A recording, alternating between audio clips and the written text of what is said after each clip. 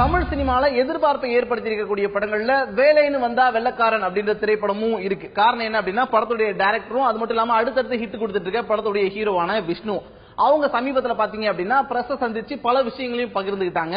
அதுல இருந்து இயக்குனர் எழில், விஷ்ணு, படத்துடைய ஹீரோயினான நிக்கி கல்ராணி மற்றும் படத்தில் நடிச்சிருக்கக்கூடிய சூரி ஆகியோர்லாம் என்ன பேசியிருக்காங்க அப்படின்றதான் இப்ப நம்ம பார்க்க போறோம். அதிலும் குறிப்பா சூரி பாத்தீங்க அப்படின்னா நிக்கி கல்ராணியை எப்படி ஓட்டியிருக்காரு அப்படின்றத மட்டும் நல்லா நோட் பண்ணி பாருங்க. ஸ்கிரிப்ட் பண்ணும்போது தெரிஞ்சது இந்த படம் ஒரு பெரிய வெற்றி அடையும் அப்படிங்கிறது. பட் அதுக்கு நிறைய விஷயங்கள் தேவைப்பட்டது. அது எல்லாமே அற்புதமாக இறைவனரால் நடந்துச்சு.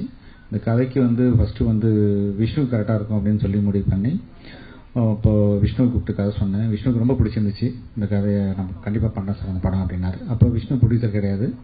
அப்புறம் ஒரு சில சூழ்நிலைகளால் அந்த ப்ரொடியூசரோட அந்த படம் பண்ண முடியல.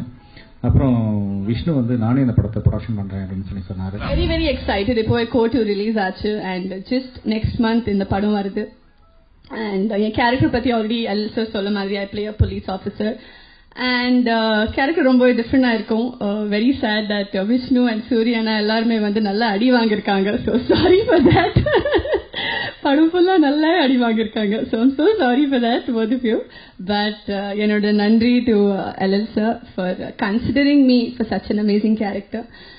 இவ்வளோ ஏர்லி ஸ்டேஜ்ல எனக்கு நீங்க இவ்வளோ நம்பிக்கை வச்சு இந்த மாதிரி ஒரு performance oriented and very substance oriented ஒரு கேரக்டர் கொடுத்தீங்க. So thank you sir.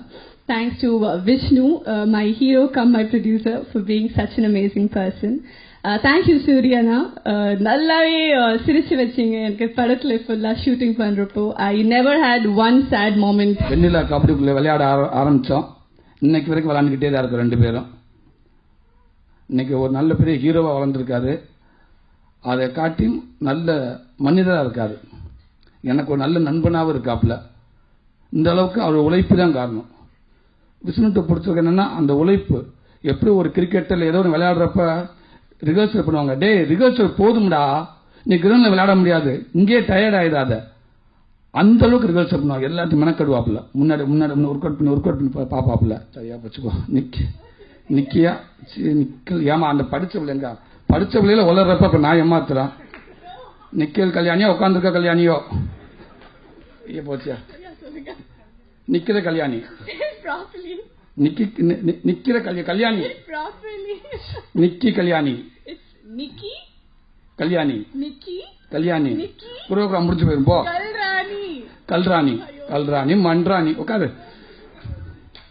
இப்படிதாங்க இந்த ஷூட்டிங் ஸ்பாட்ல சண்டாளி வீட்டுல இருந்து கிளம்புறப்ப ஆரம்பிச்சா பேச்சு பேச்சு பேச்சு பேச்சு பேச்சு பேச்சு பேச்சு அங்க வண்டி நிக்கலையே டோர் வந்தாங்க. Hi sir, hi good morning, hi hi sir, நீ போடு சார் போடு அது சார் இது சார் அடிச்சு முடிச்சு ரிஹர்சலுக்குள்ள புகுந்து மானிட்டருக்குள்ள புகுந்து அவனை குழப்பி இவனை குழப்பி 1 மணி நேரம் எடுத்து ரிஹர்சல் காணாம போயிடும். அப்படியே சைலண்டா இருக்கும். என்னம்மா நாங்க பேசட்டுமா? அப்படி என்ன இப்படியா பேசிட்டு இருப்ப நீ? ஆனா என்னன்னா நான் சமீபத்தில் நான் பார்த்த ஹீரோயின் இல்ல, இவ்வளவு ஒரு சுறுசுறுப்பான ஹீரோயின் நான் பார்த்ததே. இது ஒரு ப்ரொடியூசரா ஒரு படத்தை தயாரிச்சிருக்கேன் இந்த டீமோட அப்படிங்கறத நினைக்கும் போது ரொம்ப ரொம்ப பெருமையா இருக்கு. அண்ட் டைரக்டர் எழில் சார், அவருக்கு 10வது படம். ரொம்ப பெருமையா இருக்கு சார் உங்க 10th ஃபிலிம் என்னோட ப்ரொடக்ஷன் பேனர்ல பண்றதுக்கு. எழில் சார் தொடர்ந்து 3 படம் ஹிட் கொடுத்திருக்காரு.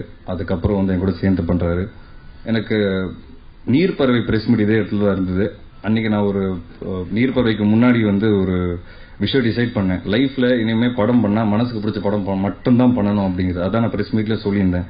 இன்னைக்கு வரைக்கும் அதை தான் ஃபாலோ பண்ண ட்ரை பண்ணிட்டு இருக்கேன். அதுக்கப்புறம் வந்த படங்கள் தான் நீர்ப்பறவை, முட்டாசுப்பட்டி, ஜீவா, இன்டர்நெட் நாளை, இதுக்கப்புறம் வேலனை வந்துட்டா வெள்ளாக்காரன். ஒவ்வொரு படமும் ஒவ்வொரு ஜானர்ல பண்ணணும்னு என்னோட முயற்சி. ஸோ இந்த ஜானர் ஒரு ரெகுலரான ஜானர்னு உங்களுக்கு எல்லாருக்குமே தெரியும். ஆனா இதுல புது விஷயம் காமெடி. அது எப்படின்னா சூரியனோட ட்ராக் ஒன்னு புஷ்பா புருஷன் சூரி, இன்னொன்னு ரோபோ சங்கரோட ட்ராக். ரெண்டுமே ஃப்ரெஷ்ஷா ஃபர்ஸ்ட் டைம் ஆடியன்ஸ் பாக்குற மாதிரி இருக்கும். அதுதான் இதுல புது விஷயம். 3வது நான் என்ன இப்படி பாத்துக்கிறது எனக்கே ஆச்சரியமா இருக்கு. இவ்வளவு கலர்ஃபுல்லா நான் இருப்பேன் அப்படின்னு நான் நினைச்சு கூட பாக்கல. இது ஃபர்ஸ்ட் எழில் சார் கதை சொல்லும் போது 45 நிமிஷம் கதை சொன்னாரு. சார் இந்த படம் என்னால பண்ண முடியுமா சார் அப்படின்னா. ஏன் அப்படி கேக்குறீங்க? இல்ல சார் இவ்வளவு லவுடாலாம் எனக்கு நடிக்க வராது சார் அப்படின்னா. இல்ல நீங்க முண்டாசுப்பட்டியில ஒரு நக்கலா ஒரு சைலண்டா ஒண்ணு பண்ணீங்கல்ல, அதோட கொஞ்சம் எக்ஸ்டெண்டட் வெர்ஷன் தான் இது. கரெக்ட் சார், பட் எனக்கு அவ்வளவு ஆர்ப்பாட்டம் பண்ணி எனக்கு கஷ்டம் சார். இல்ல நீங்க வாங்க பாத்துக்கலாம் அப்படின்னாரு. அப்புறம் சார் டோட்டல் டீடைல் கதை எப்போ சார் கேட்கலாம்?